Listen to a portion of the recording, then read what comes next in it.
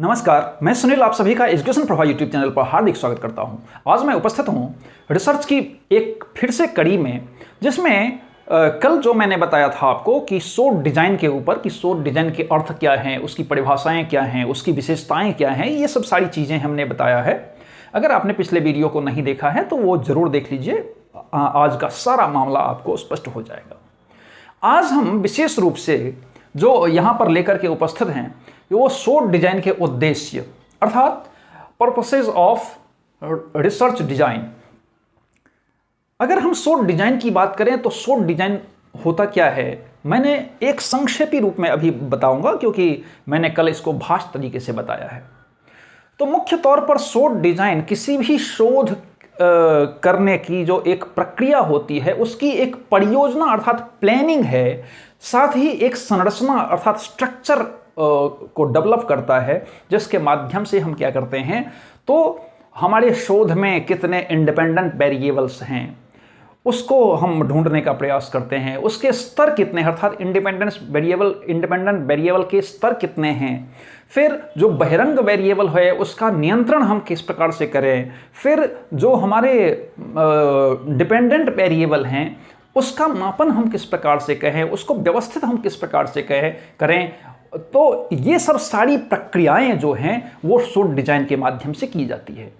अब अगर हम सोड डिजाइन के उद्देश्य की अगर बात करें तो सोड डिजाइन के मुख्य तौर पर दो उद्देश्य होते हैं। तो सबसे पहला जो उद्देश्य होता है वो होता है कि शोध प्रश्नों के सही उत्तर को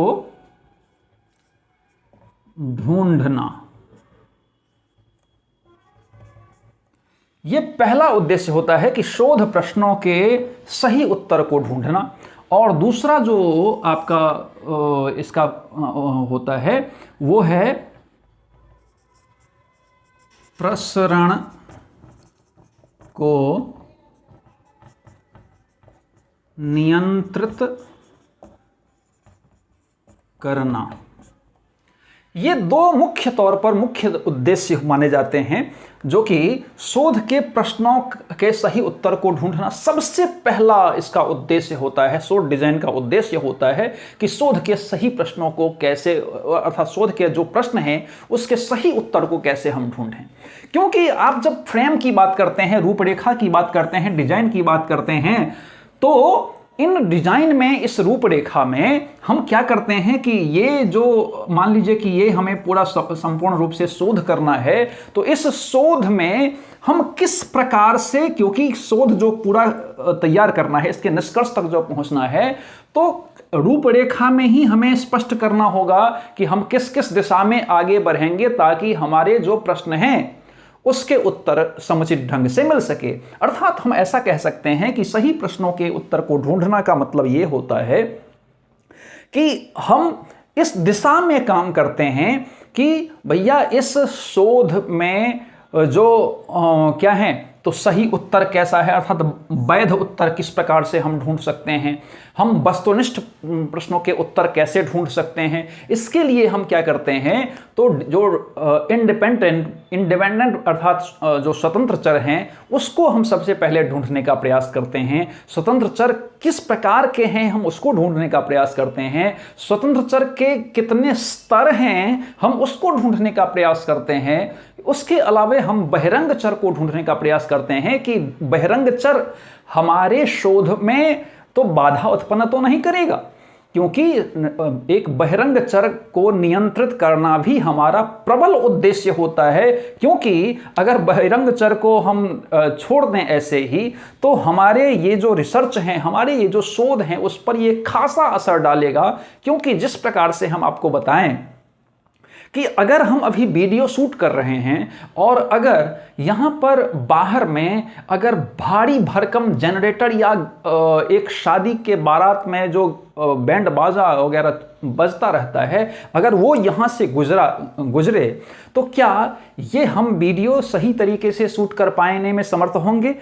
क्योंकि मेरी आवाज़ से ज़्यादा तगड़ी आवाज़ या तो उस जनरेटर का होगा या फिर वो जो गाजे बाजे बैंड बाजे होंगे उनके होंगे, तो वो क्या होगा, ये जो हमारे अभी चल रहे हैं वो उसमें बाधा उत्पन्न करेगा। ठीक उसी प्रकार से बहिरंग चर को भी नियंत्रित करने की ज़रूरत बहुत ज़्यादा तेज़ी से होती है। फिर बहिरंग चर तो हो गए, फिर हम क्या करते हैं कि डिपेंडेंट वेरिएबल अर्थात जो हमारा आश्रित चर है, उस आश्रित चर को हम किस प्रकार से मापन करें, फिर उसको हम किस प्रकार से मूल्यांकित करें, हम किस प्रकार से उसका टेस्ट करें। और स्वतंत्र चर की अगर हम जब बात करते हैं तो स्वतंत्र चर में भी हम किस प्रकार से उसको तोड़ मरोड़ कर सकते हैं, हम किस प्रकार से जोड़ तोड़ कर सकते हैं ताकि उसका अच्छा खासा जो असर है वो किस पर पड़े, तो आश्रित चर पर पड़े। हम इसके माध्यम से हम एक बेहतर उत्तर को ढूंढने का प्रयास करते हैं, क्योंकि स्ट्रक्चर अगर हमारा अच्छे तरीके से नहीं बनेगा तो क्या हम सही तरीके से सही जगहों तक पहुंच पाएंगे क्या? क्योंकि मैंने आपको बताया कि अगर हम सही दिशा में भी जा रहे हैं, हमारा वीडियो रिकॉर्डिंग भी सही तरीके से हो रहा है, लेकिन अगर गाजा बाजा बैंड बारात अगर यहां से गुजरेगा तो क्या हम पर वो असर नहीं डालेगा? डालेगा। अर्थात हमें पहले ही ये सारी चीजों के उत्तर को पहले ही डिसाइड कर लेना होता है कि किस किस प्रकार से हम चलेंगे ताकि हम शोध के समस्त कार्यों को बहुत सही तरीके से सही मार्ग दिशा में हम कर पाएं, ताकि हमें सही निष्कर्ष तक पहुंच पाने में समर्थ हम हो पाएं। तो इसमें मुख्य तौर पर क्या था कि एक वस्तुनिष्ठ प्रश्नों के उत्तर को ढूंढा जाए, फिर आपके वैध प्रश्नों और विश्वसनीय प्रश्नों के उत्तर को ढूंढा जाए। ये मुख्य तौर पर ये सही शोध के सही प्रश्नों के उत्तर को ढूंढना का मतलब है। अब आपका दूसरा है कि प्रसरण को नियंत्रित करना। तो प्रसरण को नियंत्रित करने का मतलब यह है कि हम क्या करते हैं, तो जो वेरिएंस होते हैं, तो वेरिएंस को हम क्या करते हैं, तो नियंत्रित करने का विचार करते हैं, उस पर खासा हम ध्यान देते हैं यहाँ पर। तो सबसे पहले हम क्या करेंगे कि हम अपने सही उत्तर को समुचित तरीके से लिखने का प्रयास करेंगे। तो जब सही करेंगे तो क्या होगा कि हम प्रसरण की जो उच्च सीमा है, हम प्रश्नों के उत्तर की जो उच्च सीमा है, या हम ऐसा कह सकते हैं कि प्रसरण के नियंत्रित करने की जो उच्च सीमा है, हम उसको प्राप्त करने का प्रयास करेंगे। अब प्रसरण के नियंत्रण की जो उच्च सीमा है, ये क्या हुआ भैया, आपका प्रश्न हो सकता है। तो प्रसरण के नियंत्रण की उच्च सीमा को प्राप्त करने का मतलब ये है कि जिस प्रकार से हमने अभी आपको कहा कि वीडियो रिकॉर्डिंग हो रही है, हम पढ़ा भी रहे हैं, आप समझ भी रहे हैं, लेकिन बीच में एक बैंड बाजा आ जाए, उसकी तगड़ी आवाज है, तो हमें क्या करना होगा, तो या तो हमें रिकॉर्डिंग उस समय में बंद कर देना होगा, या फिर क्या करना होगा, उस समय में हम कुछ देर के लिए, जितने देर के लिए ये यहाँ से बैंड बाजा बारात जाएगा, उस समय तक हम अपने रिकॉर्डिंग को स्थगित कर देंगे, ताकि हम फिर से क्या कर सकें, तो वो जो बहिरंग चर है उसको हम नियंत्रित कर पाने में समर्थ हो जाएंगे। क्योंकि अगर हमारी वीडियो रिकॉर्डिंग चल रही है और उसी तरीके से हम धड़ल्ले से रिकॉर्डिंग कर रहे हैं, तो निश्चित तौर पर उसका असर आएगा। तो उच्च सीमा को प्राप्त करना मतलब क्या हुआ कि हम उस समय कुछ समय के लिए हम उसको स्थगित कर देंगे। तो ठीक उसी प्रकार से हमारे शोध का जो डिमांड होगा उस समय में, हम उसको क्या करेंगे, नियंत्रित कर पाने में समर्थ होंगे, तो उसमें उच्च सीमा को प्राप्त हम कर पाएंगे। फिर दूसरा क्या है कि जो प्रसरण का नियंत्रण है, तो प्रसरण का जो नियंत्रण है हम उसमें बहुत अच्छा खासा ध्यान देंगे, क्योंकि उच्च सीमा को प्राप्त करना ही है, लेकिन हम किस प्रकार से जो आने वाला भी जो समय है उसको हम किस प्रकार से अपने नियंत्रण में रखें, उसके लिए भी हमें क्या करना होगा, एक उद्देश्य का निर्धारण करना होगा, अपने प्रश्नों के उत्तर को क्या करना होगा, तो ढूंढना होगा। और फिर जो तीसरा होगा कि हम त्रुटि प्रसरण को कम करेंगे। त्रुटि प्रसरण को कम करना, तो त्रुटि प्रसरण कम, तो ये त्रुटि प्रसरण कम करना, उच्च सीमा को बढ़ाना होगा, फिर नियंत्रण करना होगा। अर्थात यहां पर हम क्या कर रहे हैं इसको उच्च सीमा को बढ़ा रहे हैं, है ना, नियंत्रण करने की उच्च सीमा को बढ़ा रहे हैं।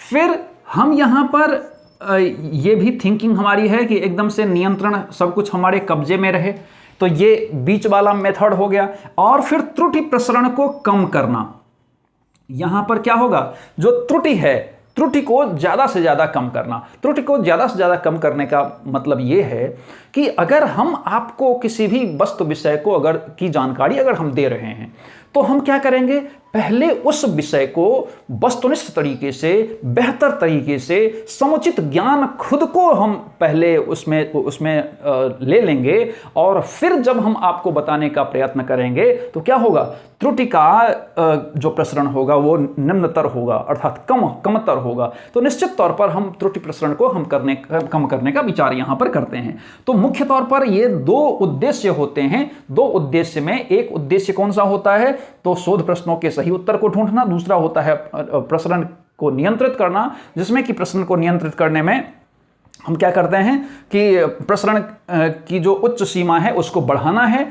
फिर दूसरा होता है आपका बराबर करना, अर्थात उस पर नियंत्रण, कसौटी पर खरा उतरना। और तीसरा होता है त्रुटि प्रसरण को कम करना। उसमें हम क्या कर सकते हैं, त्रुटि प्रसरण को कम करने में हमारे पास जो बहुत सारे जो प्रयोज्य हैं, प्रयोज्य का अर्थ यहाँ पर न्यादर्श से है, न्यादर्श की संख्या को अगर हम बढ़ा देते हैं तो निश्चित तौर पर हमारा क्या होगा, त्रुटि प्रसरण में कम हो जाएगा, तो हम उसमें सफलतम हो सकते हैं। मुझे लगता है कि इस उद्देश्य को आपने बेहतर ढंग से समझा होगा। इसी प्रकार से पढ़ने के लिए आप education pro high YouTube channel को सब्सक्राइब कीजिए, लाइक कीजिए, शेयर कीजिए, कमेंट कीजिए और साथ ही बेल आइकन को जरूर प्रेस कीजिए ताकि आपको आने वाले सभी वीडियो मिलती रहे।